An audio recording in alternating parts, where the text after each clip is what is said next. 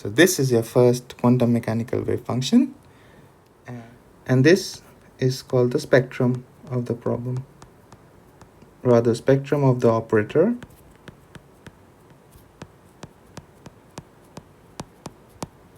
The operator here being del square. This is the one-dimensional Laplacian.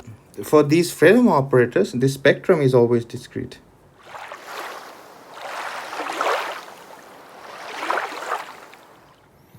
Hi guys, so welcome back. It's Saturday here. Hope you guys have had a nice weekend, or at least a nice start to the weekend. So first things first, those of you who are joining me for the first time, hi. We study quantum mechanics here together in our channel, and the book we follow is the standard reference in quantum mechanics. It's by David Griffiths.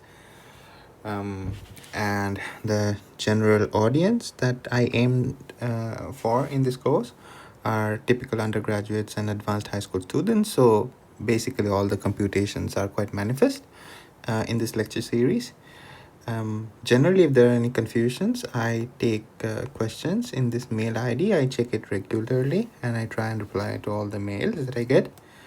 And of course, this is the YouTube channel where you are watching my videos. So if you find this video useful, you know what to do, right?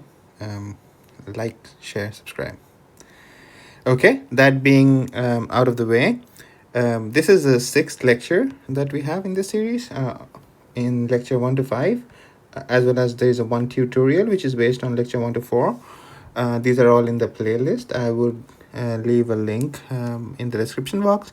So if you guys are joining me here for the first time, or if you guys want to recap what has been done, yeah, go to the link, click on the link in the description box.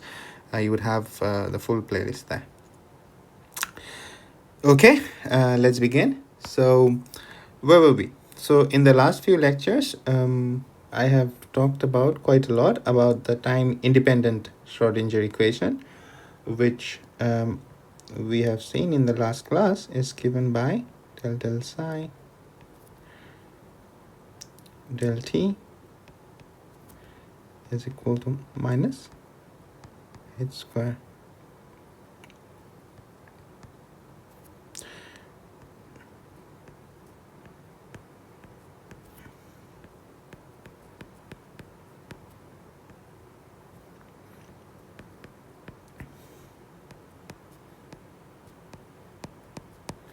capital psi. And in the last class, we simplified the problem by choosing an ansatz, which gave me the time independent Schrodinger equation, which, as we had here, is simply, maybe I'll just copy it from the last class that we had, just to show that I'm not lying. We indeed did define and obtain this equation.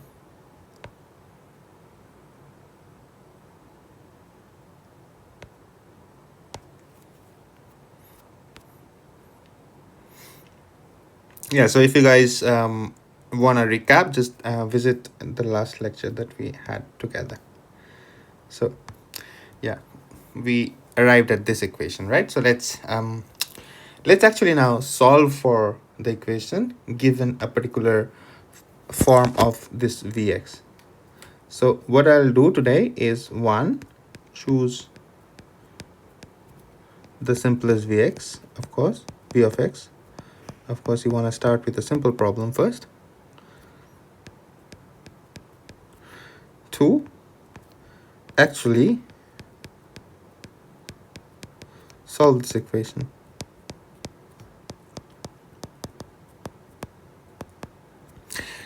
Good. So this is where we are headed, okay, together. So the classic problem in quantum mechanics, the first wave function that people generally learn about, is called the infinite square well. And and it's typically given by this diagram.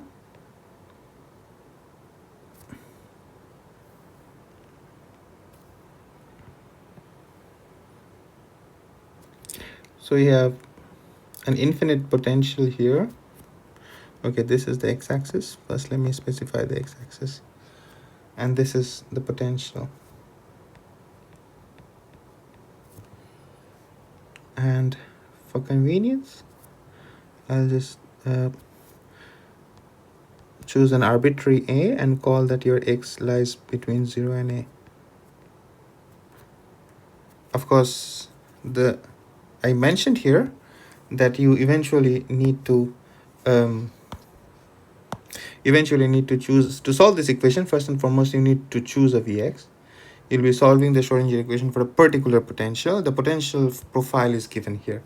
This is the potential profile, which means that you have a potential going to infinity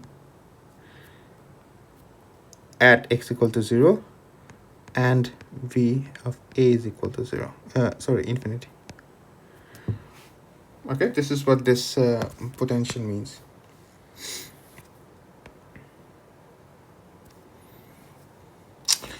I want to already caution you that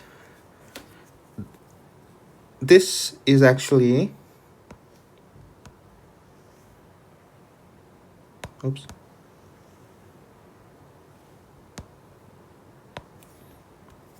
quite literally extending to infinity both ways. What do I mean by that? Well,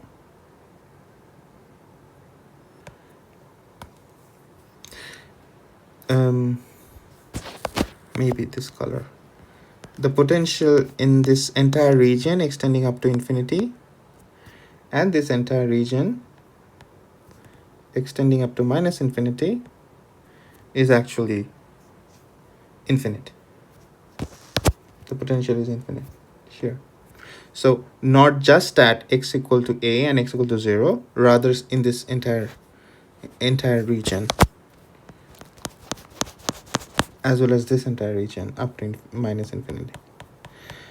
Classical mechanically, it doesn't make a difference. The reason I'm emphasizing this is in classical mechanics, it doesn't make a difference. For example, if you just had a say a ball or whatever bouncing off these walls,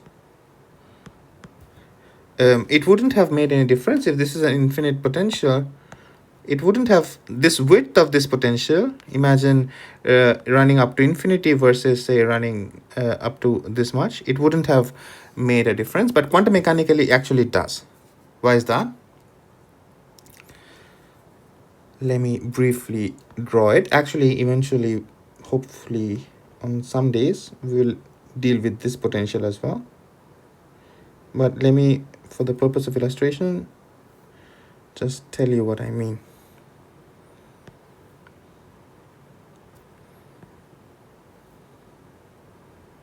Imagine instead you had this potential where this goes up to infinity, just as you had here, except that this is a finite width. So this is a finite width, say. Finite. Here and here as well. Then eventually, it's not obvious at this juncture, for example, but you'd see there is a finite probability for the wave function to leak through. Or in other words, what I mean is that the wave function here in this region and in this region are not necessarily 0. Okay. Of course, to emphasize the difference with classical mechanics, of course, if you had a ball here in classical mechanics and if this potential ran up to infinity, no matter the width here, the ball would have always bounced off this potential barrier, right? Always. But quantum mechanically, it actually doesn't. This phenomenon is actually called quantum tunneling, and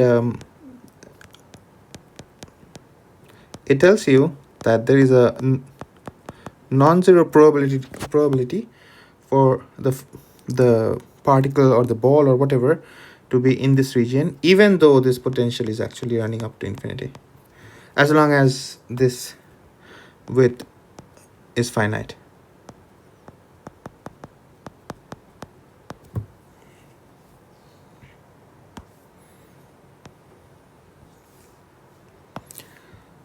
This phenomenon is called quantum tunneling, and this happens in the quantum world all the time.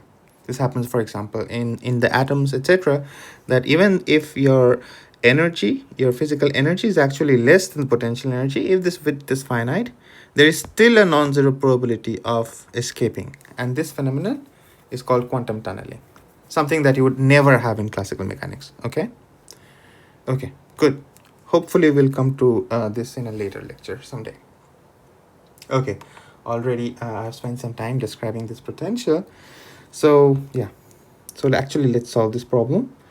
So now your time independent Schrodinger equation, which I wrote in the prior section, becomes this simple object. This simple equation, sorry, not an object, is E psi of x. Right? This we can see from this expression if you simply substitute your v to be 0, because I'm trying to solve this equation in the region where x lies for the region where x lies between 0 and a, which implies v of x is 0. Do you see that? Right, this is 0. So this is the potential I have in this region, and I'm trying to solve this equation in this region. Okay,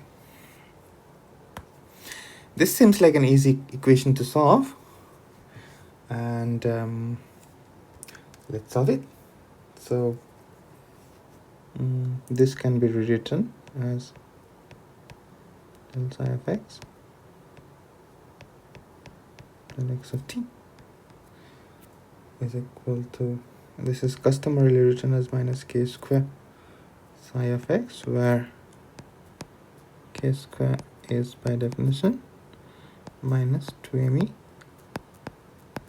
pi h square root. Oh, I have a k square, so just, yeah, without the square root. It simply follows from this equation above, right? Maybe without the minus, because I have a minus here. Yeah, I have a minus here, so yeah. And we all know the solution to this equation. The solution to this equation is simply given by psi of x is equal to some constant a cos kt plus b of x sine kt. That's why we bothered to define this k square, because we don't want to write it here all the time, right? How do I know this? For those of you who are in school, or just who don't know how to get the solution, notice that if you derivate this expression twice as required here, you generate a k square, right? Because the second derivative of both sine and cos is basically the coefficient. Well, I simply mean that d square cos alpha x is simply minus alpha square, the same function back, right? So if you derivate this twice, you will simply get back this equation, and that's why this is a solution of this equation. Okay, great. But we are not done, actually, because in lecture 1, remember that I mentioned that you need to figure out what these a's and b's are. As things stand, it's a solution. Nonetheless, it's an incomplete solution. You need to tell me what these a's and b's are. And how do I figure it out? Sorry, the variable here is not t, it's x. Stupid. How do I figure it out? Well, you see the physics problem. So this is an important thing about physics. Your boundary conditions are always dictated by the physics at hand. Okay, and this goes beyond quantum mechanics. This is a general phenomenon that's true in physics. Your boundary conditions would always be dictated by the physics problem that you are trying to solve. The kinematics cannot tell you the boundary condition. You have to fix the boundary condition outside as an additional data. Okay, this is an important thing in physics. So so you demand as your boundary condition that psi of x equal to 0 is equal to psi x equal to a. This is the boundary condition, and it's input from outside. Why is this a fairly sensible boundary condition? Because imagine, just let's look at the problem at hand. This is schematically the potential that we have up to infinity. This is infinity. This is also running up to infinity, and the width is infinite as well. Which means you demand that if this is an infinite potential, infinitely wide, you demand that your wave function, for example, this is assume this is one of the wave functions, it vanishes at equal to 0, and it vanishes at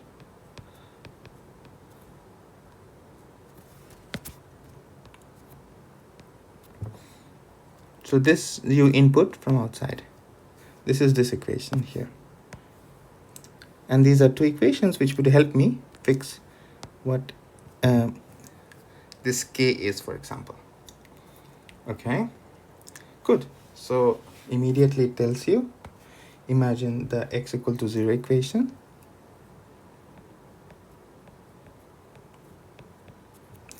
It tells you that psi 0, if I simply plug it, and what happens? It tells you that a cos 0 is 1 is 0. Right? It tells you nothing about b. Because at any rate, sine kx is 0. Well, here, what do you get? You get sine. So before that, let me do this. So immediately your psi of x is p sine x, sine kx, right? Because you have determined that your a is 0 from this boundary condition itself. Okay, good. Second equation, second boundary condition is x is equal to 0. At x equal to a, your psi a needs to also vanish, which implies, you see, it implies b sine ka is equal to 0. I know, for example, sine kx is equal to 0 for x is equal to, you know this, right? So it vanishes for 0 degrees, 180 degrees, 360 degrees, etc. So it vanishes for n pi, n being integer. This z notation means integer, okay? So your k times a from here has to be is equal to n pi, right? This is what this equation tells you. That if this argument is n pi, then this sign disappears. You might want to think about this as as a food for thought. Why could I not have chosen simply b is equal to 0? I mean, that's what we did here, right? We just chose a equal to 0 for this boundary condition. Why not simply demand that b is also equal to 0? Think about this. If you guys have an answer, just let me know in the comment box. But we cannot choose b equal to 0. Okay, so the solution tells you that your this equation needs to be satisfied, because this equation needs to be satisfied, which implies immediately that your k is n pi by a, right? But you know your k square, so okay, which implies k square is equal to n square pi square pi a square. But immediately now this is one of the beautiful things here. So this fixes the spectrum for you, right? Because you know what k square is. So you go back and you plug in plow. So your k square is 2me by h cross square, which implies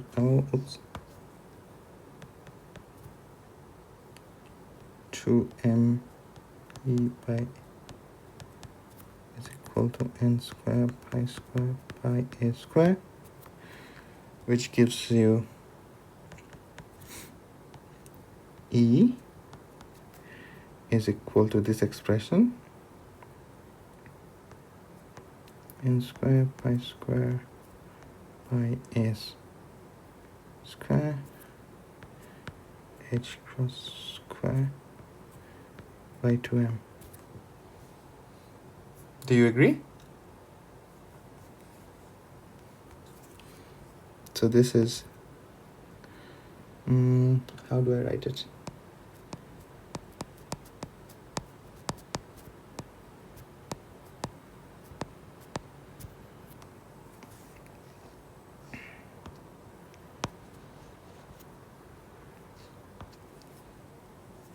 So this is called the spectrum of your problem.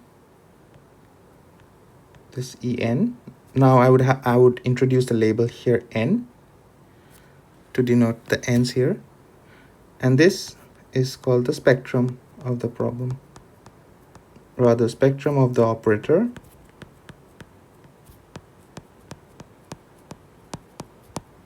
The operator here being del square. This is the one-dimensional Laplacian. One-dimensional Laplacian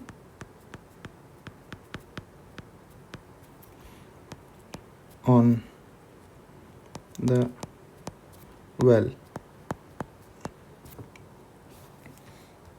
Spectrum being given by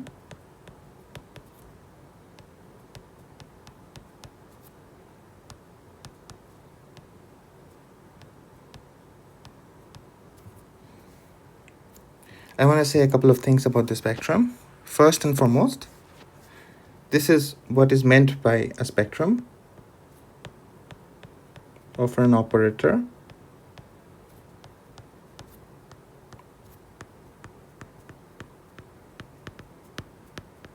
Recall we had introduced the notation of an eigenvalue equation. Say this is called an eigenvalue equation. This we have discussed very briefly in the last class. So if you guys are unsure, go check it out. Eigenvalue equation. But let me briefly recap. It tells you that given an operator O, which in this case was proportional to the one-dimensional Laplacian, you have some unknown x. In this case, just to make sure that you understand what I'm talking about, in this case this x is the psi of x, okay? Something that this operator del x square acts on is the psi of x, exactly as you have here. Something, this x being something that this O of x, acts on, this operator acts on, gives you back a number times the function itself, exactly as you had here again. Let's go back. Operator, something that the operator acts on, number, times that something back again. So this equation exactly is in this form. Do you agree? This is called an eigenvalue equation, and the spectrum is this set of lambda n that you need to solve for.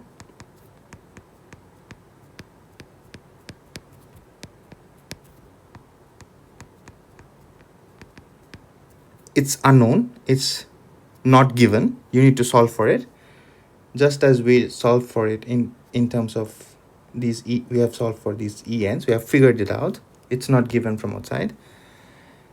This is called the spectrum. 2, this is the definition of a spectrum. 2, for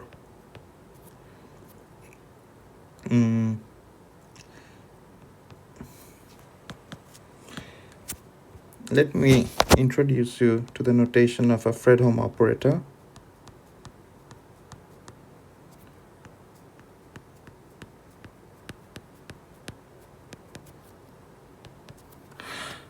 As of now, it's not necessary for you to know what a Fredholm operator is. Just know that this Laplacian, this 1D Laplacian that you had, is an example of a Fredholm operator. It was called a Fredholm operator. But maybe if you want to know a bit more about it, you can Google, or I'll make a later video. But right now it's not important. I just want it to be correct. That's why I use the word Fredholm operator. For these Fredholm operators, the spectrum is always discrete. Fredholm operator on a compact space, actually. Oh, compact manifold. Again, this is not necessary for you to either know what a Fredholm operator is or what a compact manifold is. But the important point being that this for Fredholm operators, this is actually always discrete.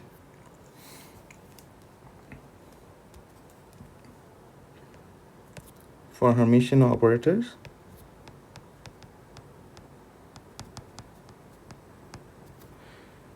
this is both discrete and positive definite. That is non-negative, okay? So you see that this is indeed the case. This is actually discrete. Let me copy this. So you have the expression for your En as n square pi square. What was it? N square pi square what? H bar square by 2m square. H bar square by 2m square. You see that this is discrete and positive definite.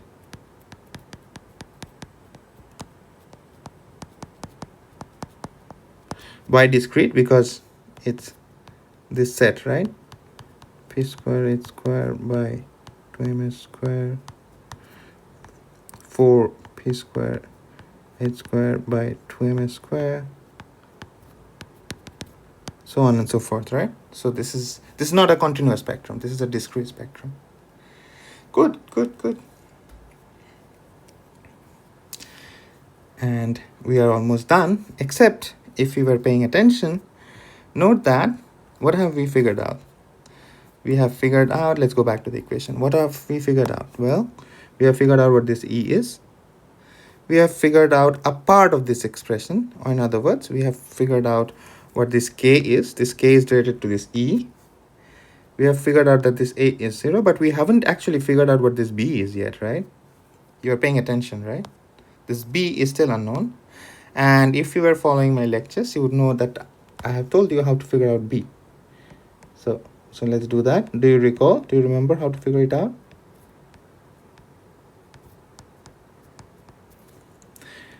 Exactly. The probability interpretation of your quantum wave function, which tells you that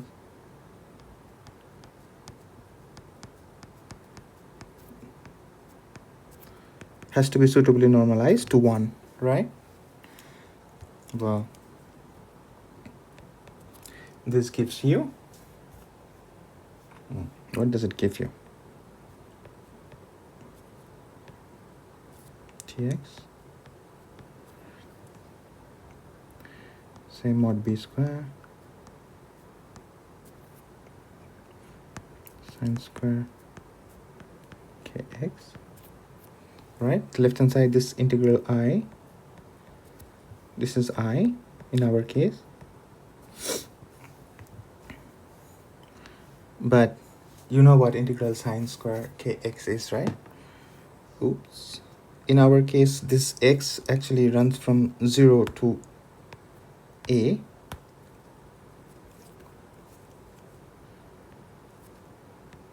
Why?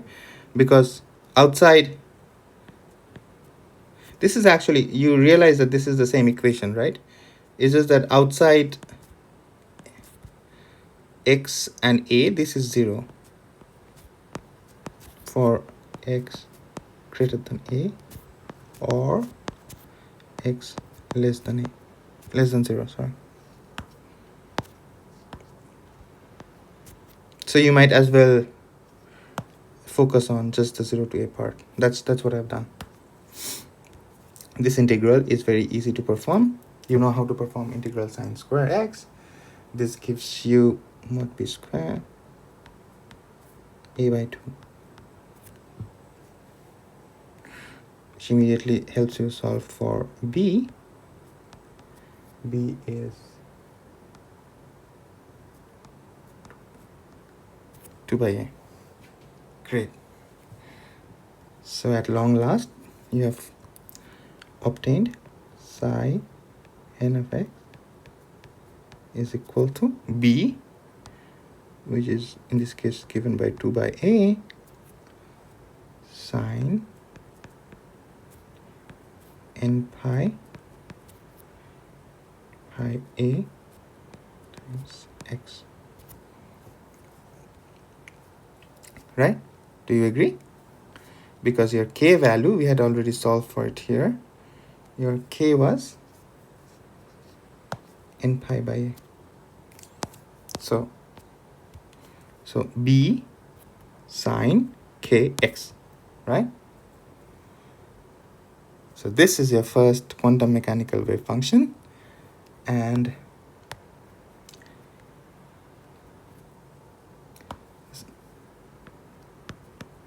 yeah, this is your first quantum mechanical wave function, and you can from here do everything that we did. For example, in our last lectures, you can find out the expectation value of any operator or any object in this physical problem running from 0 to a dx any fx psi n x mod t mod squared t. So you can now use this is your first quantum mechanics problem. You can find out the quantum mechanical expectation value of any operator.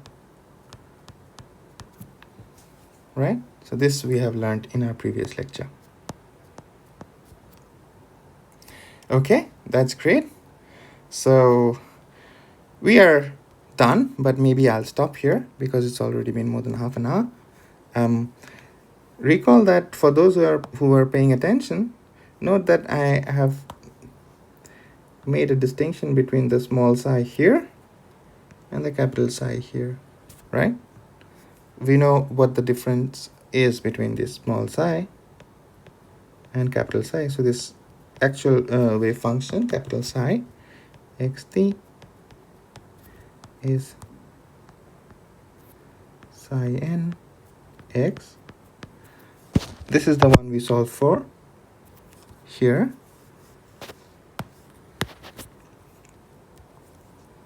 Times some function of t.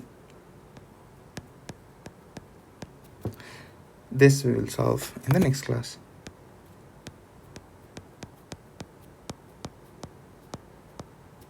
But we know, for example, this is the easy part. We know that already that this gives you a phase, right? We discussed this in the last lecture. So this expression that we had here already simplifies to this expression.